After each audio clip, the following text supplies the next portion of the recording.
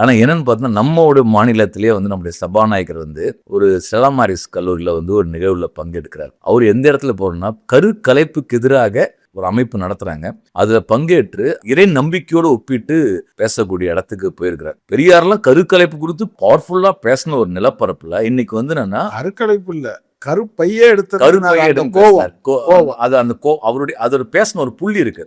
அப்போ இது வந்து அந்த சம்பந்தப்பட்ட பெண்கள் முடிவெடுக்கக்கூடிய விஷயம் இது. அப்போ இதை மதத்தோட இணைத்து வந்து பார்த்தீங்கன்னா ஒரு கல்லூரி விழாவில் ஒரு சபாநாயகர் பேசக்கூடிய இடத்துல வந்து போயிருக்குது.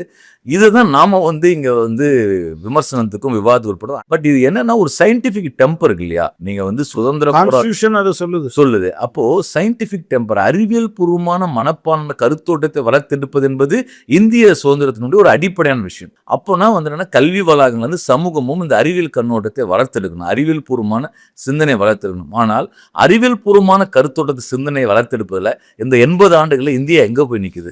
அதான் நீங்க வலதுசாரிகள் மேல வந்துட்டாங்கிறது. அது வெறுமனே சங் பரிவார் மட்டும் இல்லை. அவங்க வரும்போது எல்லா மதங்களையும் இருக்கக்கூடிய அடிப்படை அல்லது பிற்போக்குத்தனங்களை கொண்டவர்கள் வர்றாங்க. நான் மதத்தை பிற்போக்கானதுன்னு சொல்ல மாட்டேன். அது தோன்றிய காலத்தில் அது முற்போக்கானதாக இருந்திருக்கலாம். நீங்கள் வரலாற்றில் எல்லா இடத்துலையும் பார்த்தீங்கன்னா, இயேசு வந்து ஒரு இடத்துல ஒரே ஒரு ரொட்டி துண்டும் ஒரு மீன் துண்டும் இருந்த வச்சு எல்லாத்துக்கும் சாப்பாடு போடுவார். ஆபுத்திரங்களை அமுத சுரபி, அல்ல அல்ல குறையாத உணவு பாத்திரம். இதெல்லாம் என்னன்னா இந்த பசிப்பிணியை எப்படியாவது போய்க்கிற மாட்டோமான்னு மதங்களும் யோசிச்சிருக்கு. ஆனால் மதங்களை பின்பற்றியவர்கள் அப்படி யோசிச்சாங்கன்னு சொல்ல மாட்டேன். அப்போ நீங்கள் என்னன்னா முற்போக்கான கருத்துக்களை சொல்வதற்கு பதிலாக இதை சொல்வது சமூகத்தில் மிகப்பெரிய பாதகமான விளைவுகளை உருவாக்கும். நீங்கள் கற்பழிப்புங்கிற வார்த்தை பயன்படுத்தக்கூடாது அப்படின்னு சொல்லி நீண்ட காலமாக போராடி அது அப்படி சொல்லக்கூடாது. இன்னைக்கு பார்த்தா இவர் அமைச்சர் ஆதவ அர்ஜுனா அப்படி போகிற போக்கில் சொல்லிட்டார். நம்ம என்ன 2-3 வாட்டி ரிப்பீட் ஆயிருக்கு.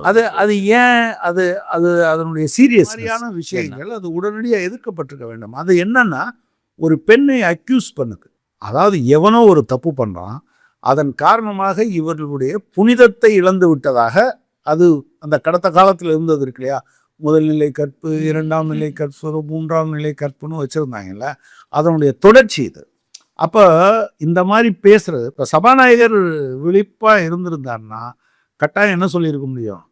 இந்த வார்த்தை தவறுன்னு சொல்லி நிறைய பேசுறாரு, நிறைய நீக்கிறாரு. இந்த வார்த்தை நீக்கல, அவர் இந்த வார்த்தையை நீக்கலை.